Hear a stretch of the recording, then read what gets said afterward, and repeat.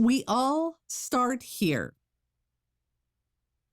I wanted to say, grow up. I was tired of the backstabbing, the snide remarks, and the side conversations. I was sick of the cruel gossip, but also fearful of being attacked myself. But I didn't say grow up. Instead, I cowered in my office with the door shut until the very last moment. I stayed in that safety zone, compiled my notes and my papers for the meeting that was coming up. Then, at 8:59 a.m., I made sure I had my files, notes, and handouts ready. I grabbed my coffee, took a deep breath, and opened my door. With each heavy step as I climbed to the top floor, my stomach churned working up the oatmeal I'd had for breakfast. Coming around the corner into the boardroom, I could see the camps already set up. 2 staff members over to one side of the room were whispering. I knew instinctively they were gossiping about me. On the other side of the room sat 2 other staff who I knew were on my side. They were pretending they couldn't hear the conversation that was happening on the other side of the room. As I began the meeting, I scanned the team for safe eyes and friendly smiles. I hoped the would-be attackers couldn't see my hands shaking or hear my voice trembling. I was nervous and quite honestly afraid. It left me completely on guard. Because past meetings had been filled with confrontations and quarrels, I found myself waiting for the next attack. It might not show up in an all-out aggressive confrontation, but at this point, an eye roll or a comment laced with sarcasm would be enough to throw me off. I knew it would come. It was only a matter of time. This antagonizing banter had become the routine in staff meetings over the previous few months. Of course, a comment did come. When I presented a new piece of information that a particular individual disliked, she pushed back. She made a remark that subtly questioned my authority and my most recent decision. She ever so innocently shared to the entire group that she had talked to my boss the previous week and he hadn't said this thing I just presented was going to happen. She wondered out loud if perhaps I was misunderstanding things. Further, she suggested she would check back with my boss to get clarity. Everyone in the room knew it was my role to ensure clarity, not hers. As anger flowed through me like hot lava, I pushed back my tears. I fumbled over my words. Although she was sweet as pie when she questioned me, everyone in the room knew it was meant to hurt. The entire team could feel her picking at my barely healed wounds. I did what most of us would do in that situation. First fight, then flight. Protecting what was left of my confidence, my integrity, and this facade that I was trying to put on, I lashed back. I was rude. I made some pointed comments. I stooped to her level. Embarrassed, I then felt my body stiffen as my shield of protection came up. I pulled myself inward. I ended the meeting early and quickly escaped back to the safety of my office. I made it through the meeting barely able to hold back the tears. The truth was, I wasn't building my team any stronger. I was ineffective in getting my point across. I certainly wasn't moving my ideas forward. I for sure wasn't demonstrating to my supervisors how to lead. What they'd seen and what I felt was fear, shame, humiliation, anger, and doubt. They'd seen and I felt my lack of confidence. Although I desired to grow my team stronger and leave a legacy of impactful leadership, I'd failed. I went home that night and ranted and raved to my husband. I called my friend. To both of them, I went on and on about what she did to me. I moaned about her behavior and how rude and ignorant she was. What I simply wanted was for my boss to let me fire her. I wanted to rid myself of that problem. Why couldn't she just conform to my way of thinking? Why wouldn't she just quit? I knew my boss wasn't going to help me. He had already, in my mind, demonstrated which camp he was on. By having conversations behind my back with staff, he'd undermined my authority. I complained to my husband and best friend about him too. My hands are tied, I grumbled. I can't change anything, I wailed.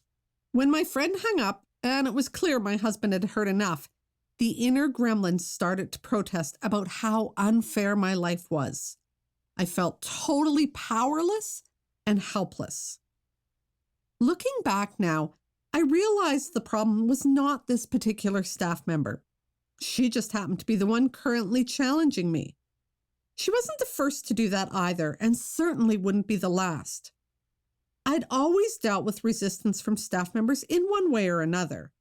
Sometimes setting boundaries worked. Other times, when they found they didn't like the way I led, they moved on. For some reason, this time, with this staff member, I was struggling.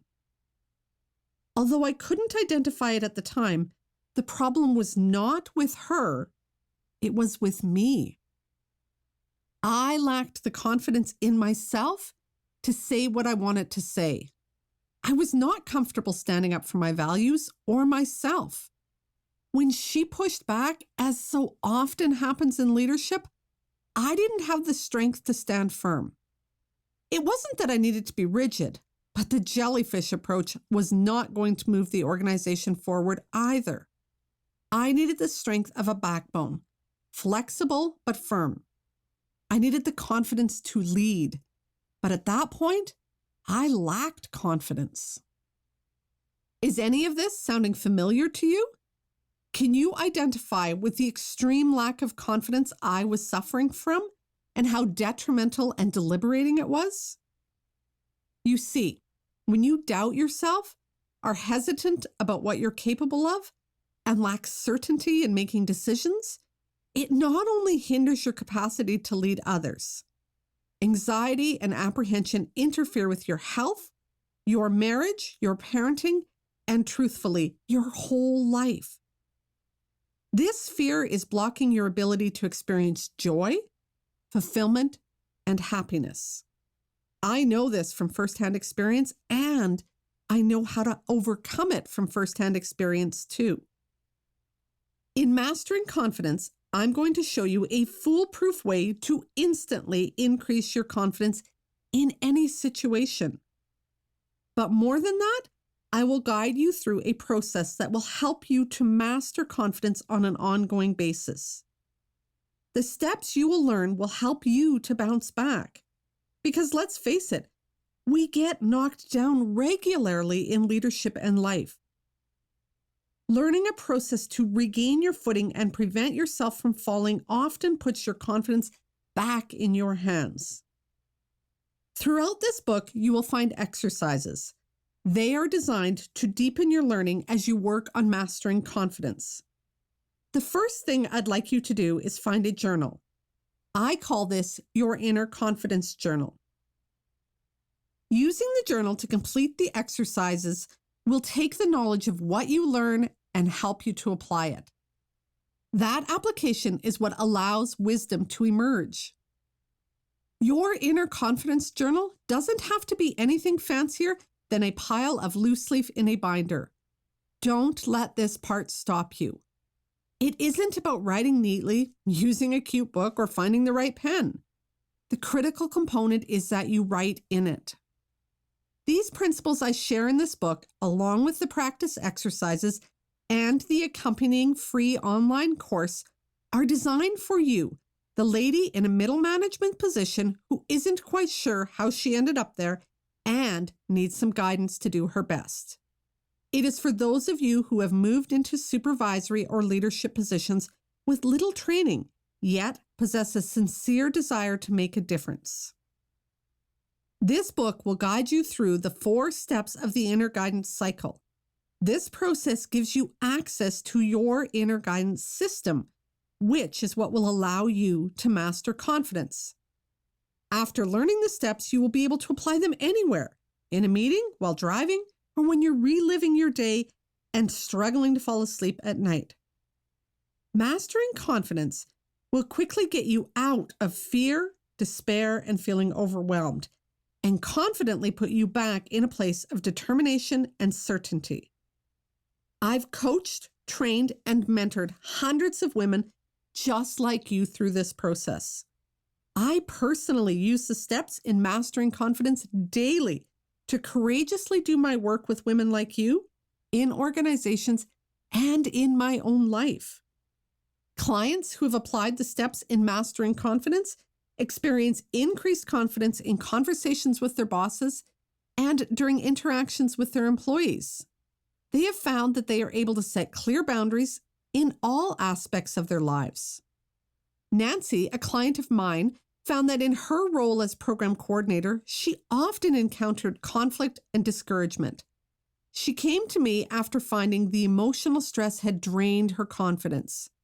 Nancy explained, "Kathy taught me the steps to put emotions, facts, and previous skills into their proper place and perspective.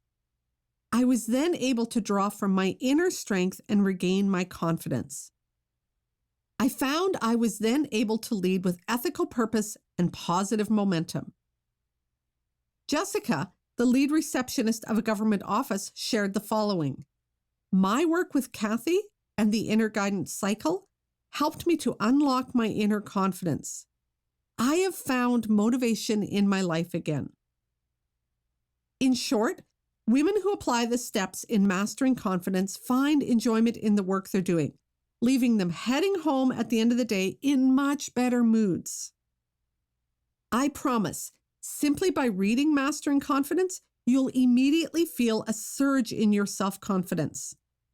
In taking the time to do the exercises and apply the strategies and tips suggested for following the 4-step inner guidance cycle that I will teach you, you'll become courageous and confident, and you will regain your personal power.